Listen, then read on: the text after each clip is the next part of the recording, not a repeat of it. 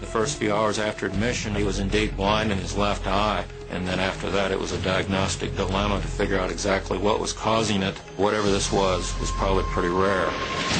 Tests revealed that a fungus called mucor had taken root in Mark's sinuses, a rare condition that almost always kills. For simplicity's sakes, mucor is really bread mold. His doctors told me that it was worse than the flesh-eating virus. That really, it was your worst nightmare of anything that could happen to you. The only treatment really is to surgically remove it.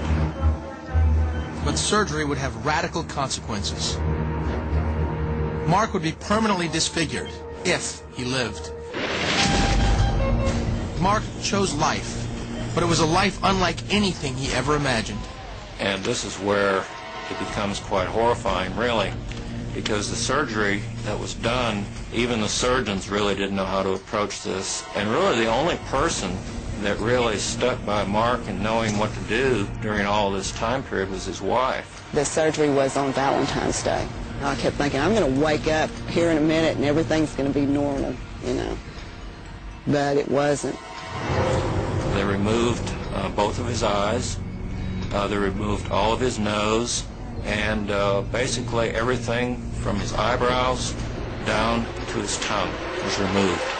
While the terrible reality of what was happening was almost too much to bear, Nancy was determined to stand by her husband. Everybody gave up on him, except Nancy.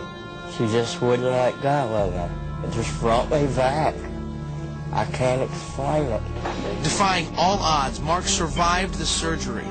But there was little doctors could do to prepare anyone for the shock of seeing him without a face. The nurses would come in, but they were really scared to do anything. They just weren't able to come into the room and take care of the patient the way they were supposed to take care of him, because they'd just never really seen anything like this before. Until you see it, I don't think you can imagine it.